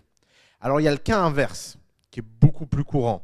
C'est le cas où la valeur virtuelle est bien inférieure à la valeur liquidative, bien supérieure à la valeur liquidative, pardon. Donc vous avez une boîte qui lève de l'argent. Et puis, tous les VC s'excitent et trouvent ce truc génial et font exploser votre valo. Et puis qu'ils l'explosent à des seuils qui sont improbables. Résultat, maintenant, vous avez une valeur virtuelle qui est bien supérieure à la valeur liquidative de n'importe qui censé sur cette terre qui est prêt à vous racheter. Et ou au marché financier. Alors là, vous êtes dans la merde. Là, je peux vous dire que s'il y a un cauchemar, c'est ça. Vous voulez un exemple? Square. Qui connaît Square? Tout le monde connaît Square. Square, pour ceux qui ne connaissent pas, c'est un truc qui permet de payer sur téléphone et qui permet aux commerçants d'accepter les cartes de crédit très facilement. Square. Qu'est-ce que c'est l'histoire de Square récente? C'est des gens qui ont une valeur virtuelle de plus de 80 milliards. Parce qu'au dernier tour de table, les mecs ont craqué quand ils ont mis de l'argent. Ils ont complètement craqué. Résultat, quand ils essaient de s'IPO et que les gens voient les chiffres réels, tout le monde se dit « Mais quel est l'abruti qui leur a attribué cette valeur-là » Résultat, même dans la folie actuelle, plus personne ne veut mettre d'argent. Résultat, ils sont condamnés à ni pouvoir se vendre, parce qu'ils ne pourront jamais se vendre à cette valeur-là, ni pouvoir IPO, c'est-à-dire rentrer sur les marchés financiers. Et donc, ils sont bloqués dans cette dead end parce qu'ils ont eu un mauvais rapport à l'argent. Et c'est quoi le mauvais rapport à l'argent qu'ils ont eu? C'est qu'ils ont raisonné en stock plutôt qu'en flux. Quand il y a eu une guerre d'enchères pour leur levée de fonds, au lieu de choisir d'eux-mêmes de baisser la valeur de leur boîte pour se laisser de la place, ils se sont dit on prend la meilleure offre. Ça a l'air vachement smart de prendre la meilleure offre. Ça l'est très rarement. Parce qu'en fait, c'est des choses qui se jouent à plusieurs coups. Donc si Square avait eu un raisonnement en flux, il ne serait pas tombé dans ce piège. Et pourquoi, en fait, ils ont raisonné en stock? Pourquoi des gens aussi expérimentés raisonnent en stock? Parce qu'ils se trompent sur leur réalité de leur flux. Et ça, c'est le truc le plus dur, c'est comment être persuadé que la valeur va continuer à augmenter. C'est pour ça que toutes les boîtes les plus intéressantes de l'histoire ont toujours levé de l'argent en dessous de leur valeur de marché, par sécurité. Donc toutes les boîtes les plus intéressantes de l'histoire ont toujours levé de l'argent en dessous de la meilleure offre qu'ils ont reçue. Toujours.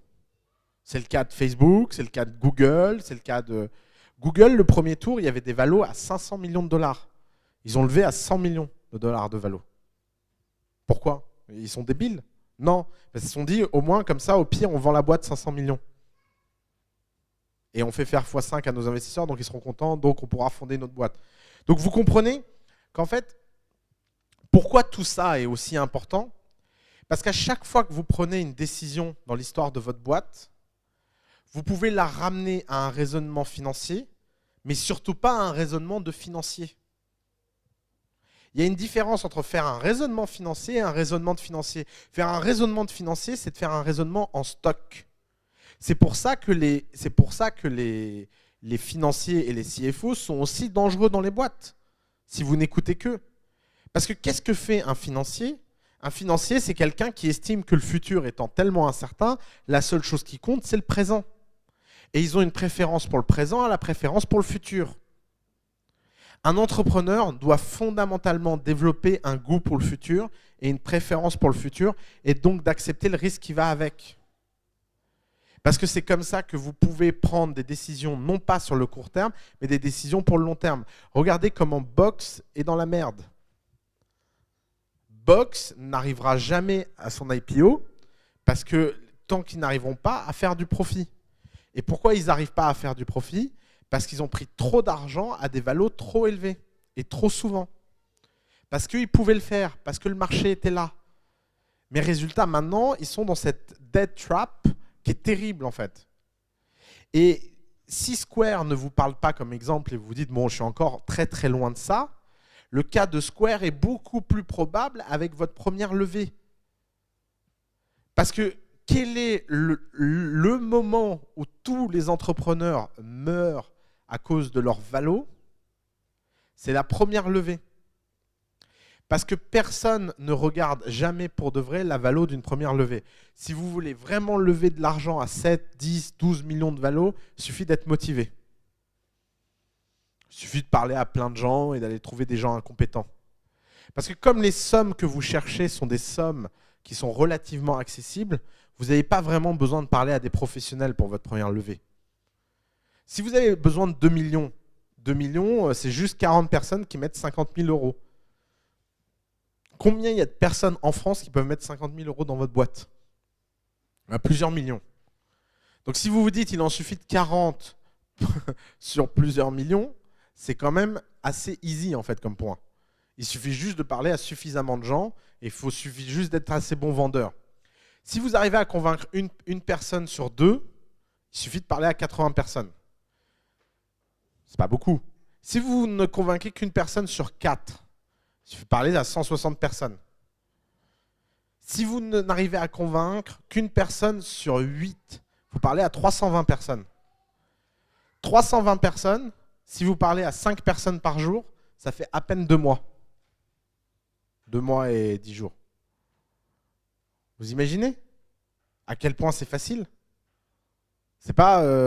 Et alors, vous pouvez vous dire, oui, mais je ne connais pas autant de gens qui ont de l'argent. Oui, mais ils ont un grand avantage, les gens qui ont de l'argent. C'est qu'ils connaissent des gens qui ont de l'argent. Donc vous pouvez très simplement prendre juste une personne au hasard et lui proposer. Et par chance, si elle dit oui, eh ben elle vous en présentera d'autres. Et après, vous vous baladez comme ça de personne en personne. C'est-à-dire que même les gens qui disent non peuvent vous présenter des gens. Donc à l'échelle des réseaux, c'est un non-problème. Mais le problème, c'est que si vous vous dites je vais mettre ma valo à 20 millions parce que j'y crois, je suis sûr que vous finirez par trouver des gens qui n'y connaissent rien et qui ne comprennent même pas les papiers qu'ils signent et qui vous donnent quand même 50 000 euros. Le problème, c'est qu'une fois que vous aurez dépensé ces 2 millions, bonne chance pour faire la moindre levée si votre boîte n'est pas le nouveau Facebook. Donc, ce fameux death trap, il arrive beaucoup plus souvent à des boîtes dans votre genre qu'à des boîtes comme Square. Pourquoi? Parce que vous êtes tous persuadés de la valeur en stock de ce que vous faites. Mais la vérité, c'est que si vous partez en tête et que vous changez de raisonnement et que vous raisonnez en absolu et pas en flux, bah, quelle que soit la valeur à laquelle vous levez, vous serez content. Parce que vous aurez mis 10 balles dans cette boîte. Et que si vous mettez 10 balles et que quelqu'un vous propose même une valo de 500 000 pré-monnaie, bah vous avez déjà fait un upside qui est hyper satisfaisant. Donc vous voyez comment le rapport à l'argent et la façon dont vous posez l'argent peuvent vous aider à vous concentrer sur ce qui est important et vous faire comprendre qu'en fait tout ça n'est pas important et que la seule chose qui compte, c'est que votre boîte avance dans le bon sens. Maintenant, parlons du regret quand vous évaluez mal les flux. Beaucoup de gens se disent, par exemple, il y a des gens qui ont donné 10% pour les 10 000 premiers euros dans leur boîte. Et qui après ont eu des succès monumentaux. D'ailleurs, un cas très connu, c'est Google. La première personne à avoir mis un chèque dans l'histoire de Google, il a pris 10% pour 50 000 euros. C'est l'affaire du siècle. Quand vous demandez à Page et Brin s'ils le regrettent, ils vous disent non. Vous l'avez jamais regretté? Ils disent non, c'est un mec super sympa, on était trop contents. On a été le voir, il nous a fait un chèque en moins de 10 minutes, ça nous a permis de démarrer la société. On n'aurait jamais osé démarrer une société si un mec comme lui ne nous avait pas donné d'argent. Pourquoi? Parce qu'il raisonne en flux, il ne raisonne pas en stock. Maintenant, imaginez que vous raisonnez en stock. Putain, la vache! J'ai fait la connerie du siècle. Résultat, vous passerez plus de temps à ruminer ça qu'à avancer. Et à mon avis, Google ne serait pas devenu Google s'ils avaient eu ce caractère-là. Donc faites très attention à de quel côté de la barrière vous êtes. Vaut mieux avoir quelques pourcents de quelque chose qui vaut beaucoup que beaucoup de pourcents d'un truc qui vaut rien où vous êtes tout seul. Et vous devez comprendre fondamentalement qu'on ne fait plus rien tout seul dans ce monde. Et que les gens qui sont doués ne se font pas arnaquer et que donc ils ont besoin d'être payés correctement et de façon fair. Il y avait une pub il y a quelques années de PricewaterhouseCoopers que j'adorais, qui était génial. Il y avait un type dans le sable qui était en train de pousser un caillou, mais géant. Et il est dans le sable. Et il y a PricewaterhouseCoopers qui écrit les grandes pyramides n'ont pas été construites par un homme. Vous ne pouvez rien seul. PricewaterhouseCoopers. Or, finalement, cette pub, à part le fait qu'elle soit drôle et que c'est pour un comptable, elle est incroyablement symbolique de ce qui se passe dans l'entrepreneuriat. Dans l'entrepreneuriat, vous avez envie de bâtir des pyramides. Vous croyez vraiment que la moindre pyramide a été bâtie par un mec? Même si le mec a eu l'idée de la pyramide, il fallait aller poser les cailloux. Et poser les cailloux, quand vous voyez un mec seul dans le sable les poser, c'est incroyable. Il y en avait une autre, il y avait un mec dans une barque en costume de conquistador. Et il y avait marqué « Les grandes découvertes ne se sont pas faites seules ». Et puis il y avait une armée maya en fait, sur la rive qui regarde le mec comme ça, qui est tout seul dans sa barque. Et c'est la même chose en fait.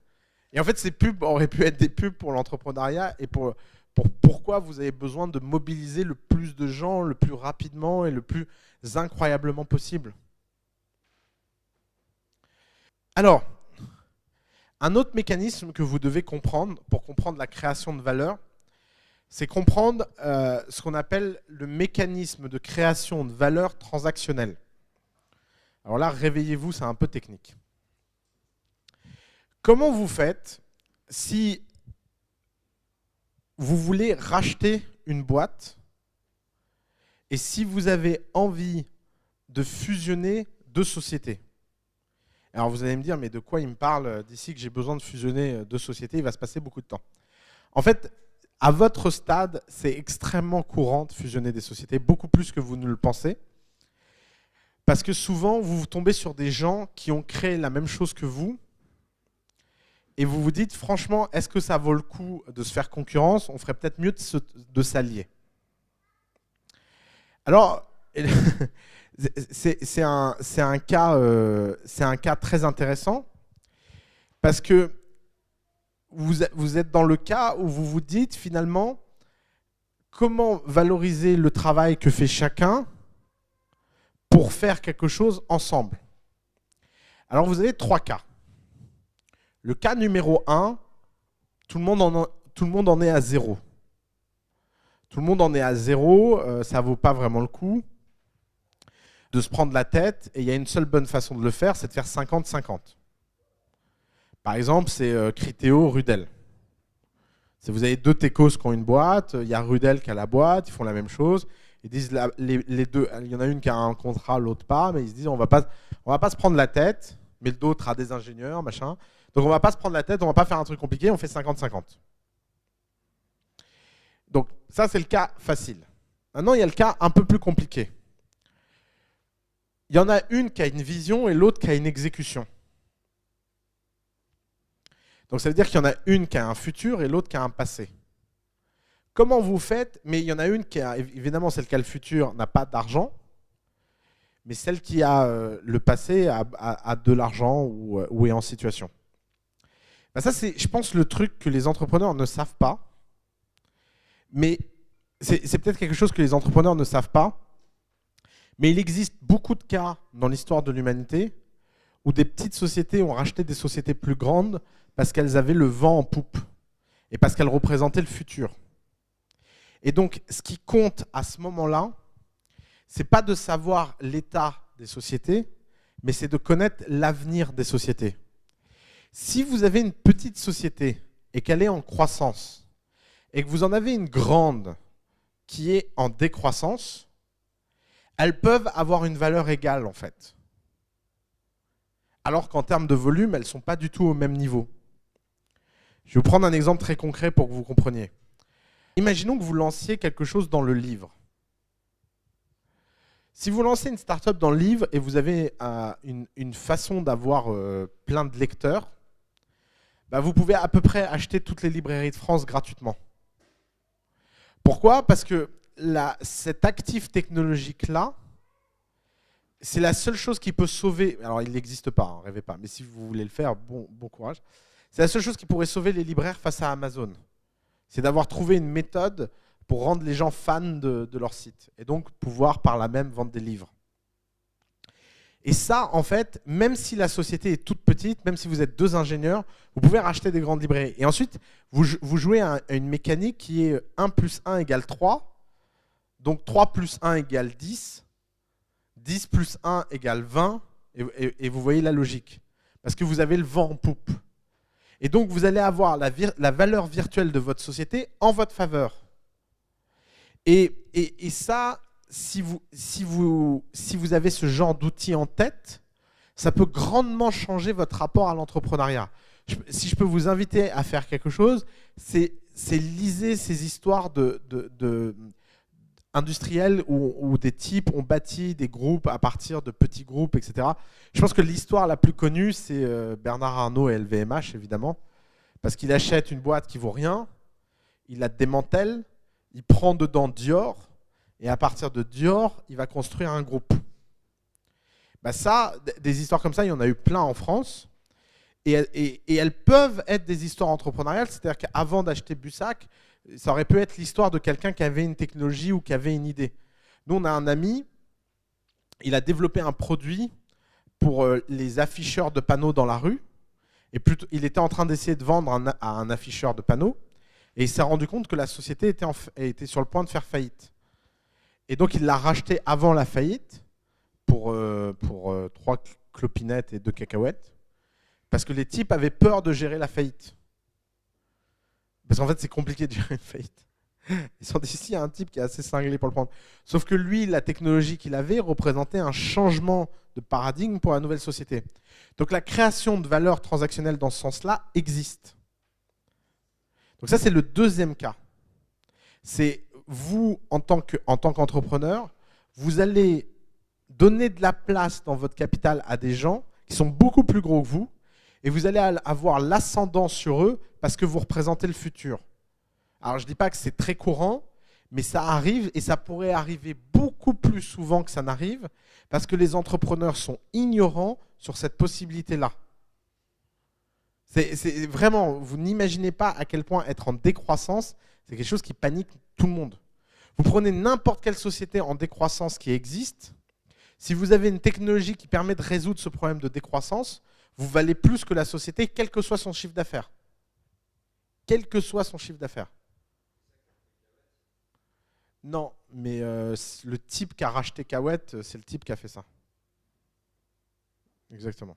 Mais effectivement, c'est Kahoot. Parce que maintenant, le type a racheté à peu près une start-up par mois, donc il a compris le truc, quoi. Mais lui, maintenant, c'est lui la start-up, donc il retourne. Et alors, justement, merci pour la transition, il y a le troisième cas de création de valeur par valeur transactionnelle. C'est le cas où on vous propose de vous racheter et vous valez une toute petite part d'un nouveau tout. Donc vous avez 100% de quelque chose et on vous propose une petite part. Kahoot, par exemple, on leur a proposé une toute petite part de ce nouveau truc en échange de 100% de Kahoot. Pourquoi Kahoot l'a fait? Parce que cette toute petite part avait un potentiel d'upside 100% plus important que ne l'avait en fait de rester dans Kahoot. Et alors ça, c'est un autre élément, c'est la grande question de faut-il se faire racheter ou pas? Un jour ou l'autre, vous vous poserez cette question. Un jour ou l'autre, des gens vous contacteront et vous proposeront de vous racheter. Dans ce cas-là, il y a une seule bonne réponse. Vous ne devriez vendre une société qu'à la condition que vous avez un doute sur votre croissance future. Point. Il n'y a pas à se prendre la tête. Soit vous avez une chance, vous avez aucune... Alors, encore une fois, ce n'est donc pas une décision de stock, c'est une décision de flux. Puisque ce qui va compter, ce n'est pas l'état dans lequel vous êtes aujourd'hui, et quelle que soit votre taille, votre valeur, etc., c'est la croyance profonde que vous avez dans l'état que vous serez demain. Par contre, si vous avez un doute sur votre croissance, et c'était le cas de Kahoot parce que ça faisait 24 mois que ça allait nulle part, d'un seul coup, ça a un avantage énorme d'avoir ce genre d'opportunité, parce que même si vous avez des toutes petites parts dans le nouveau tout, vous pouvez avoir de l'impact dans ce nouveau tout qui vont changer votre destin. Et donc, c'est à ce moment-là où ça vaut le coup de se faire racheter.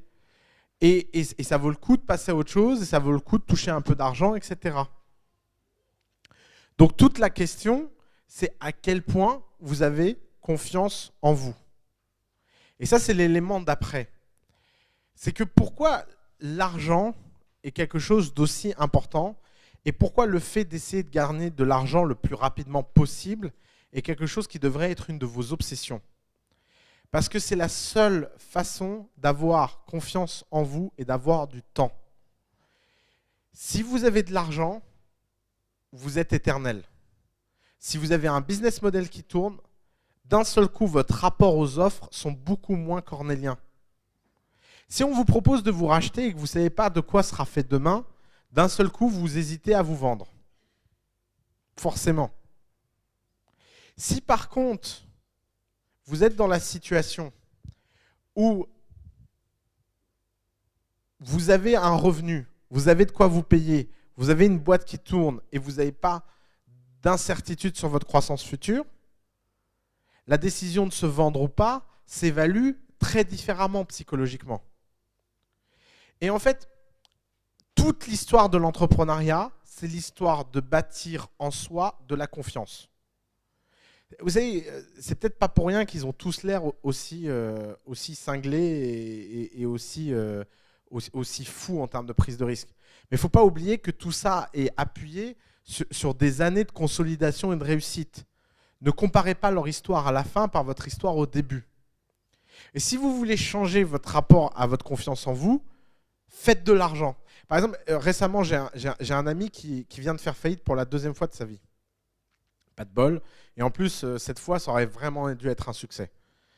Et il est un peu perdu, il ne sait pas quoi faire. Et je lui ai dit, cette fois-là, ne fais pas une boîte produit, ne fais pas une boîte ambitieuse, fais juste une boîte pour gagner de l'argent.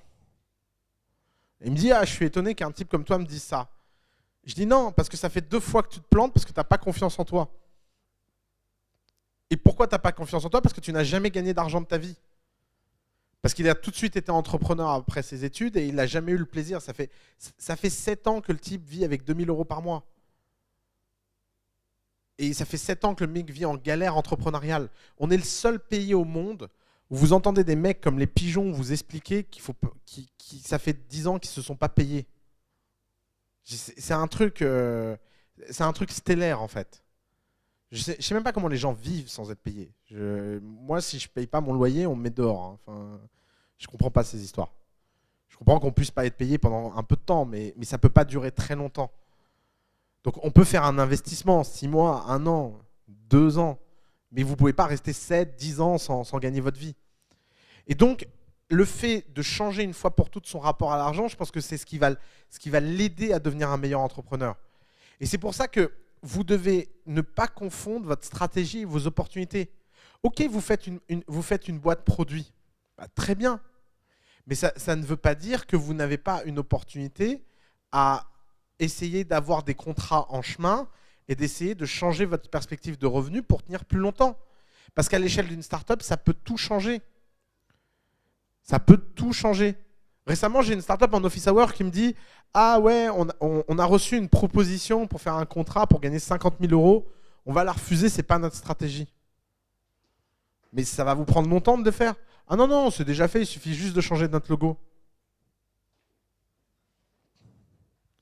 Vraiment, vous écoutez ce que je dis? Enfin, évidemment qu'il faut le prendre, évidemment qu'il faut saisir les opportunités, et évidemment, vous imaginez à l'échelle d'une startup, passer de 0 à 50 000 euros, ce que ça change?